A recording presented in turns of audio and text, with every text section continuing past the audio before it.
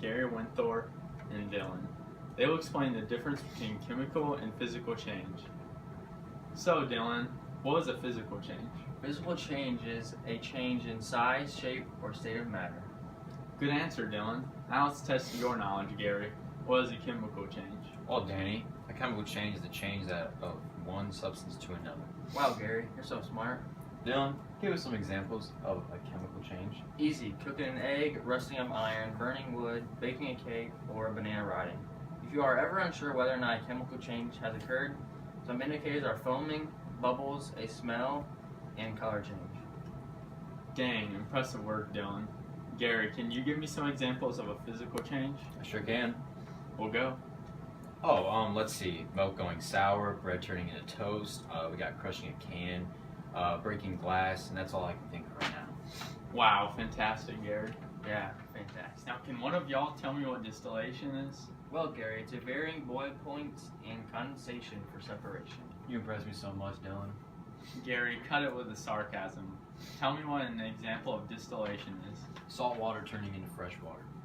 Gary, can you give me a definition of chemical property? Well, it is a characteristic of a substance that indicates whether it can undergo a chemical change.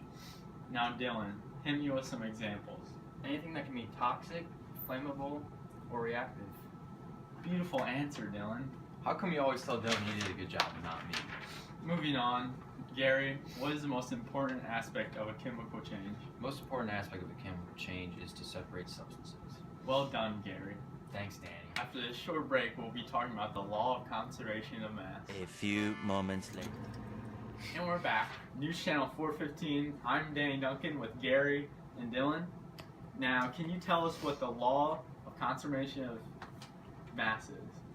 The law of conservation of mass states that the mass of all substances that are present before a chemical change equals the mass of all substances that remain after the change. Extraordinary, Dylan.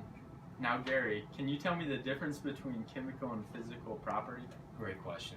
A chemical property is any characteristic of a material that you can observe that produces a new substance.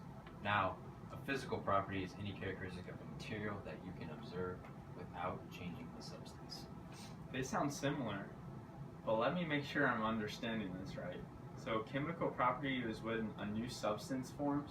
Correct, and a physical property is when the substance does not change and the identity stays the same. What about physical and chemical weathering? Oh, I almost forgot. Physical weathering is when a substance changes but remains the same. Can you give some examples, Dylan? I sure can.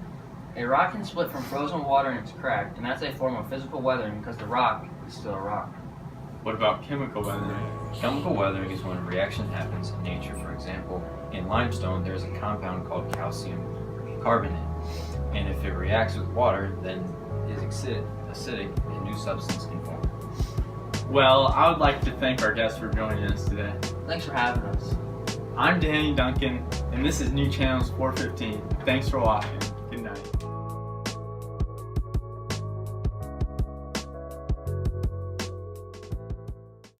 We're looking for some chemical and physical changes. Here are some examples. Physical.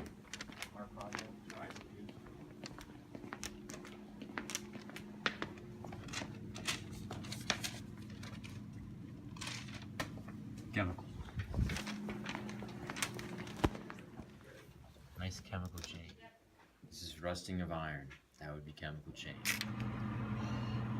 Physical change. Physical. Chemical and physical. Chemical. Chemical. We're back here on News Channel 415 with Gary and Dylan. Delete that.